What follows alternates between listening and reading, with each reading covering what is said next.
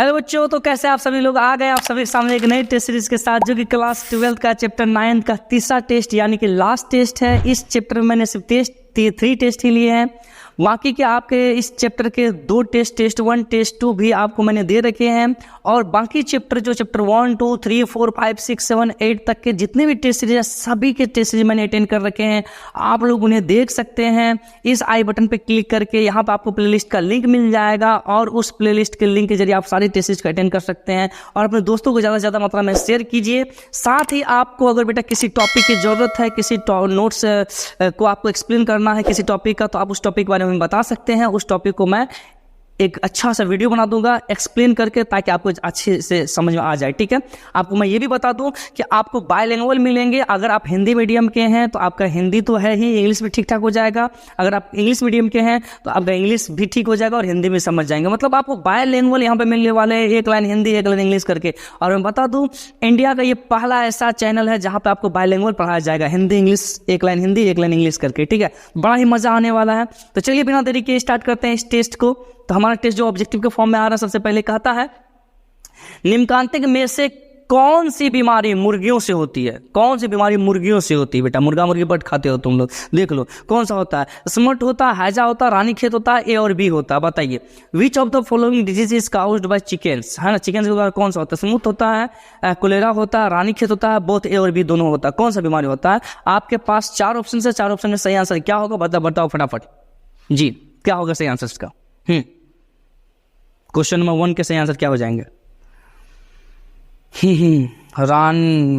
निम्नलिखित में से कौन सी बीमारी मुर्गियों से होती?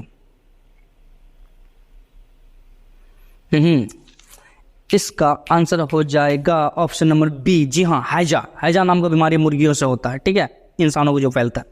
चलिए अगला क्वेश्चन आ रहा है कि निम्न में से किसकी आनुवांशिक विविधता भारत में सबसे अधिक है? गेहूं की, दाल की, चाय की या आम की? विच of the following has the highest genetic diversity in India? India में सबसे ज्यादा आनुवंशिकता किस में होती है? गेहूं में होती है, दाल में होती है, चाय में होती है, आम में होती है। बताओ किस में होती है? क्वेश्चन नंबर 2 का सही आंसर क्या हो जाएगा? कमेंट बॉक्स बेटा फटाफट लिखो तुम लोग। सबसे ज्यादा डेवलपमेंट किस प्रकार का पौधा में होता है इंडिया में? बोलो बोलो बोलो।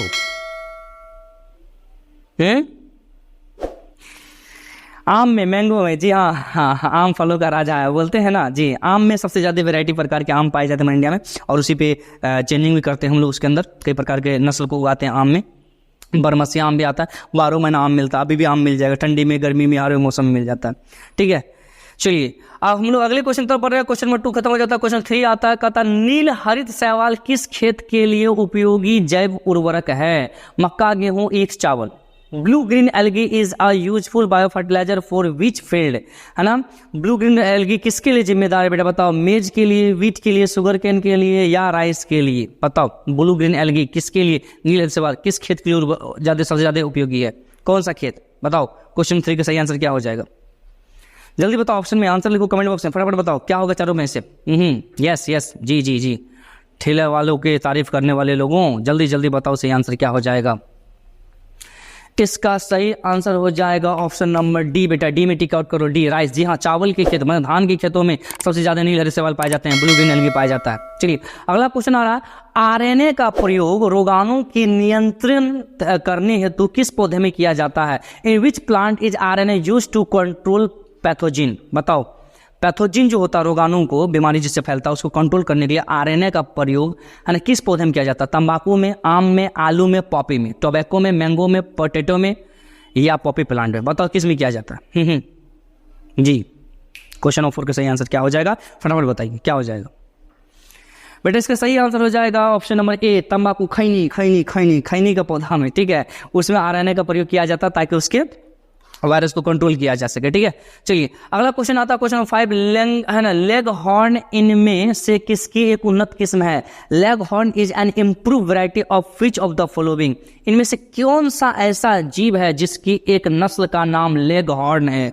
पूछा जा रहा है, एक ब्रीड का नाम लेग हॉर्न है। बताओ बेटा क्या आंसर हो जाएगा सही आंसर? क्वेश्चन नंबर 5 का सही आंसर क्या हो जाएगा? जी लेग हॉर्न।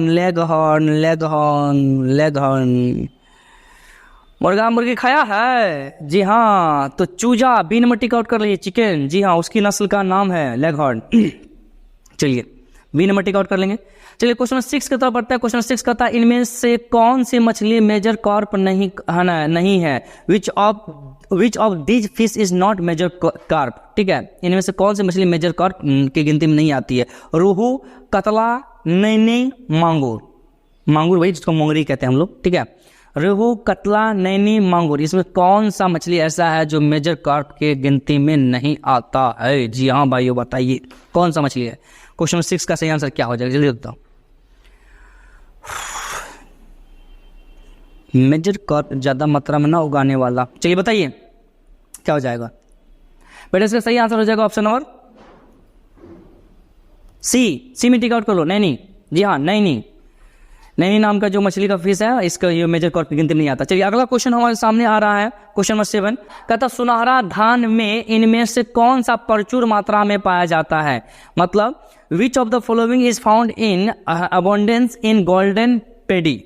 बताओ गोल्डन पेडी में इनमें सबसे ज्यादा मात्रा में मतलब क्या पाया जाता है? थायमिन पाया जाता है, फॉलिक एसिड पाया जाता है, बीटा कैरोटीन पाया जाता है, या राइबोफ्लेविन पाया जाता है? बताओ जी। क्वेश्चन नंबर 7 ऑप्शन क्या हो जाएगा? इस क्वेश्चन के सही आंसर हो जाएंगे क्या? जी हाँ, क्वेश्चन ऑप्शन नंबर ए में टिक आउट कर लीजिए। ए सही आंसर हो जाएगा, थायमिन टिक आउट कर लीजिए। ठीक है, ये इसका सही आंसर है। चलिए अब अगली क्वेश्चन तो बढ़ता है। क्वेश्चन नंबर 8 कहता है इनमें से कौन ज्यादा दूध देने वाली गाय की प्रजाति है? Dorset, Holstein, pashmina, Nellore.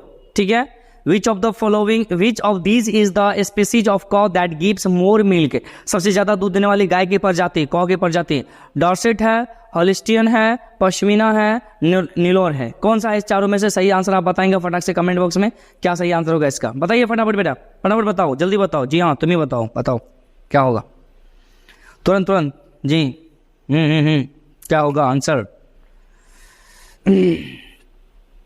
Question number 8 का सही आंसर हो जाएगा ऑप्शन नंबर बी में टिक आउट कर लेंगे, हॉलिस्टियन। ठीक है, हॉलिस्टियन जो है ये सबसे ज्यादा दूध देने वाली गाय की प्रजाति है, पिछले वाले टेस्ट में मैंने बताया था।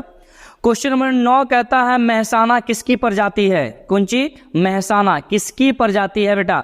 है ना, गाय की, भैंस की, भेड़ की, बकरी की। वूज स्पेसीज महसाना किसकी प्रजाति है? गाय की है, बफेलो की है, सिप की है, गॉट की, किसकी है? बताओ किसकी प्रजाति है? गाय की, भैंस की, भेड़ की, बकरी की, बताओ किसकी प्रजाति है? कॉ, बफेलो, सीप, गॉट, किसकी प्रजाति है? फटाफट बताओ बेटा। क्वेश्चन नंबर 9 के सही आंसर क्या होंगे? कमेंट बॉक्स में लिख डालो, क्योंकि आप लोग का तारीफ होते रहता है, ठेला वाला के मुंह से मैंने कई बार सुना है। हाय सुनिए, इसका सही आंसर हो जाएगा ऑप्शन नंबर बी, बफेलो। जी, भैंस महसाना भैंस की प्रजाति है। जी, महसाना भारतीय पुराना नाम है इसका। चलिए अगला क्वेश्चन आ रहा है जो कि लास्ट ऑब्जेक्टिव है। कहता है गन्ना अनुसंधान संस्थान कहाँ अवस्थित है? Where is the sugar cane research institute located? गन्ने की जो प्रजाति उगाई जाती है अलग अलग वैरायटी की, या उससे जो बनने वाले पदार्थ होते हैं, ये कहाँ पे इसका रिसर्च फाउंडेशन सेंटर है? कहाँ पे? इसके ऑप्शंस हैं, मुंबई है, कोयम्बटूर में है, गुवाहाटी में है, पटना में है। कहाँ है? मुंबई में है, कोयम्बटूर में है, गुवाहाटी में है, पटना में। कहाँ है बेटा इसका सही आंसर? बताओ जी, बताइए। 4 ऑप्शन है आपके सामने, 4 ऑप्शन क्या सही आंसर हो जाएगा? फटाफट बताइए। क्वेश्चन नंबर 10 जी, गन्ना अनुसंधान संस्थान शुगर कैन रिसर्च इंस्टीट्यूट बेटा कहाँ है? कोयम्बटूर में है बेटा। Option number B tick out कर लो, सही आंसर होगा। तो चलिए हम लोग टेस्ट के दूसरे स्टेप की तरफ बढ़ते हैं, जो कि आ रहा है शॉर्ट क्वेश्चंस, वो भी 2-2 मार्क्स के 5 क्वेश्चंस आ रहे हैं, कुल मिला के 10 मार्क्स के। आपको बता दो ये बहुत ही इंपॉर्टेंट क्वेश्चंस होते हैं जो फाइनल एग्जाम में आने वाले होते हैं, इसको छोड़िएगा मत, स्किप मत कीजिएगा। इनके आंसर आपको PDF के फॉर्म मिल जाएंगे टेलीग्राम पे चैनल है जेनेटिक बायो क्लासेस, वहाँ पर आपको मिल जाएंगे। तो वहाँ जाके आप सर्च कर लेंगे और उसका लिंक आपको इसी वीडियो के कमेंट बॉक्स में मिल जाएगा, तो वहाँ से आपसे जाके ले सकते हैं। तो चलिए फिलहाल हम लोग क्वेश्चन को एक्सप्लेन कर लेते हैं। क्वेश्चन क्या कहता है नस्ल से आपका क्या अभिप्राय है? What do you mean by breed? Breed का मतलब क्या समझते हैं, नस्ल का मतलब क्या समझते हैं? सीधा बात है, नस्ल कई सारे स्पेसीज को डेवलप किया जाता है अलग अलग वैरायटी के तौर पे, जिससे क्या होता है कि ज़्यादा से ज़्यादा मात्रा में प्रोडक्शन मिलता है, ज़्यादा से ज़्यादा मात्रा में उपज मिलता है, इसीलिए हम लोग नस्ल को बढ़ावा देते हैं, ब्रीड को बढ़ावा देते हैं। ठीक है, बाकी इसके आंसर और डिटेल में लिखे हुए हैं PDF है, आपको वहाँ से मिल जाएगा। समझे? अगला क्वेश्चन आ रहा है, क्वेश्चन नंबर 2 कहता है कायिक संकर तथा कायिक संकरण में विविधता स्पष्ट कीजिए। Explain the variety and vegetative hybridisation, है ना।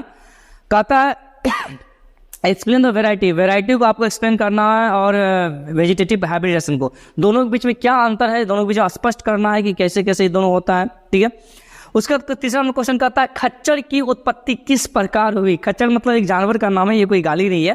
ठीक है, how did the mule originate? ठीक है ना, म्यूल जो है एक जानवर है, खच्चर एक जानवर की प्रजाति है, तो वो कि उसकी उत्पत्ति किन किन जानवरों के मिलने से हुई, कौन कौन जानवर के मिलने से इसकी उत्पत्ति हुई? ठीक है, बिल्कुल गधा की तरह देखने में लगता है।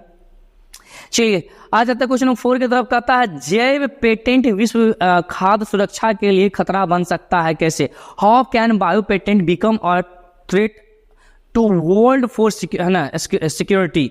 अब कहता है दुनिया में जो खाद्य सुरक्षा है, फूड सिक्योरिटी है, उसके लिए खतरा बन सकता है जैव पेटेंट, ठीक ना, बायो पेटेंट।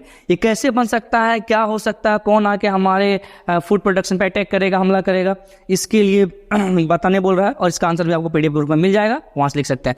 क्वेश्चन नंबर 5 कहता है मधुमक्खी पालन से आप क्या समझते हैं, हमारे जीवन में इसका क्या महत्व है? What do you understand by bee keeping? जी हाँ, मधुमक्खी पालन से क्या समझते हैं? सीधा बात है, उससे शहद निकलता है, उससे मोम निकलता है, और वो हमारे लिए बेनिफिट है, कई प्रकार के मेडिसिन बनता है, कई प्रकार के सामान वगैरह बनाया जाता है मोम से।